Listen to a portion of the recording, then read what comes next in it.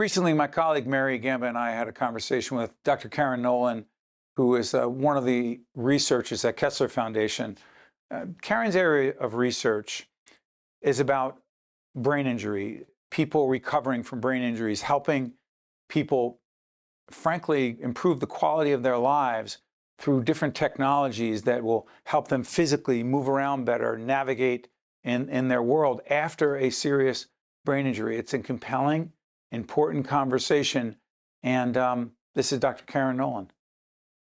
We welcome Dr. Karen Nolan, Associate Director of the Center for Mobility and Rehabilitation Engineering at Kessler Foundation, one of our longtime partners. Hey, Karen, describe your role at Kessler Foundation. So I'm the Associate Director of the Center for Mobility and Rehabilitation Engineering. My primary job is to do research in mobility impairments, post-stroke, and brain injury, and also to provide training to new scientists and to really bridge the gap between research, industry, and new innovation that's coming out, as well as getting the research that we do into the hands of patients and the medical professionals that need to implement new technologies and strategies. Along those lines, Mary and I have worked together with Kessler Foundation and your great CEO, Roger DeRose, for years. And we've actually just finished a round of the Advanced Kessler Foundation Leadership Academy. Karen was part of that. One of the things I've picked up about you and your colleagues is the tremendous passion that you have for your work. Where does your passion for this work and the people you serve come from, Karen? So we love what we do. And we're helping individuals with disabilities. So we're helping people walk again. So the patients and the individuals that I deal with have had a brain injury, a stroke, or a traumatic brain injury, and they're unable to move in the way they were able to move before their injury. And so I am able to do innovative research to bring techniques, strategies, technology, robotics, whatever it is, to help them regain their movement. And that could be walking again independently so that they could get the mail. That could be walking again so they could go to the mall. That could be walking again so they could safely cross the street. So it's really just helping give back independence. And I have the ability to research really innovative things that can help people. What's better than that? I can't imagine much. Mary, pick it up. Sure thing. Let's talk a little bit more about that innovation that you were just referring to. How has really the technology, now there's artificial intelligence, what role has technology and AI, artificial intelligence, really played in the innovation, or has it played a role in the past, say, 10, 15, 20 years? How is what you're doing and innovating, how is it evolving? So it's amazing because I've actually been at the foundation for almost 19 years. And when we first got there, the strategies for helping people with mobility impairments was really to provide bracing. It was to provide assistance or to provide a compensation for the deficits they have. And now with the new technology, the new way we can use data, what we're really trying to do is provide solutions or recovery. And so we can do that many different ways. We can provide innovative training, which provides people the ability to train more, to get more steps, to get more rehabilitation, to do it in a personalized and very innovative way so that they regain function. Whereas in the past, what we were doing is really compensating for whatever deficits they had. So the innovation that we're using is new technology, new robotics, and we've been applying robotics for about 10 years really successfully in clinical trials. And what we're seeing is recovery of walking function, which really relates to quality of life. So we're able to provide not only feedback to the industry to make that technology better, but we're able to put it right on the unit. So Kessler Foundation is located inside Kessler Institute for Rehabilitation. And we work hand in hand with the clinicians. So many of our clinical trials are right on the hospital unit, getting it right to the bedside, right to the patients, so we can make an immediate impact. Karen, beyond the innovation, beyond the technology, beyond the advancements in the field over this past several years, to what degree is the work you do with people who are dealing with brain injuries, serious traumatic brain injuries, to what degree has it become, or has it always been, personal for you? The people that we work with are amazing. So the patients that we encounter are amazing.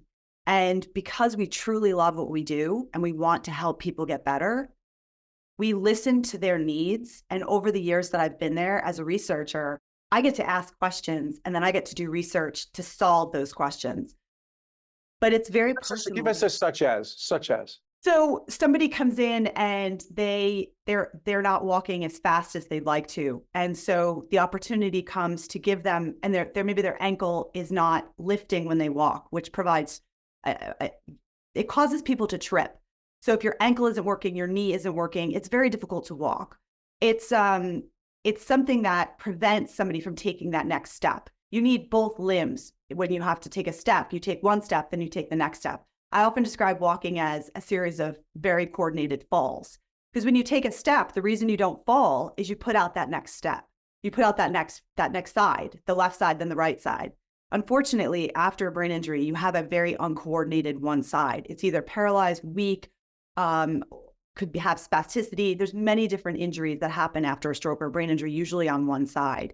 So what we're doing is giving people the ability to sort of function in a more independent way by giving them either bracing or helping them recover. So one specific example is we worked with a company to look at functional electrical stimulation braces, and that electrical stimulation provided the lift and movement at the lower limb that they didn't have. So we're using intelligent technology in a very smart way to replace what's been lost.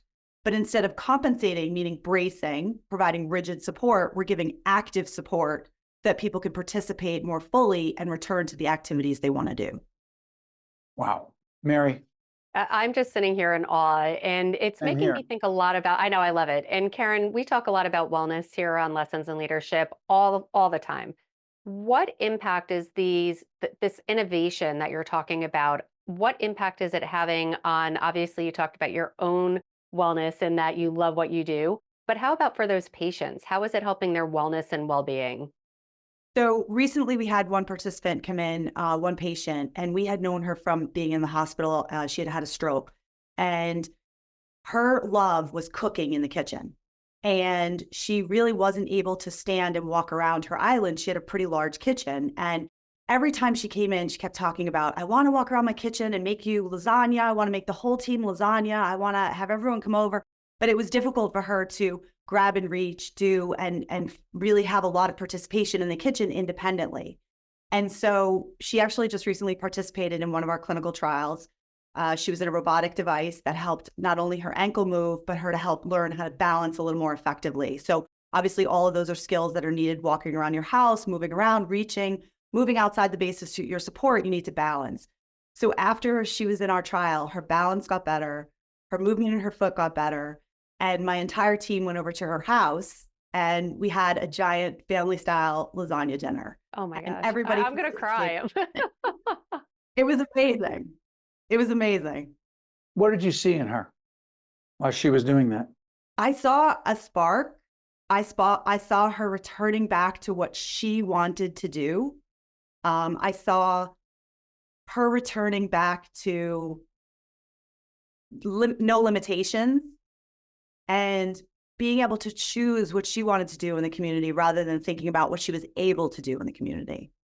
Hey, Karen, to you and your colleagues at Kessler Foundation, it's an honor to work with you and Roger and the team and learn from you and realize the difference you make every day in the lives of others. Thank you, Karen.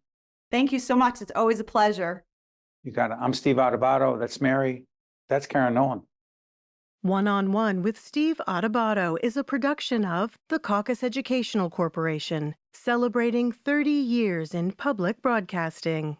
Funding has been provided by the New Jersey Economic Development Authority, Valley Bank, PSC&G, Delta Dental of New Jersey, the Healthcare Foundation of New Jersey, the New Jersey Education Association, the Northward Center, NJ Best, New Jersey's 529 College Savings Plan, and by the Turrell Fund, a foundation serving children. Promotional support provided by ROINJ and by Meadowlands Chamber.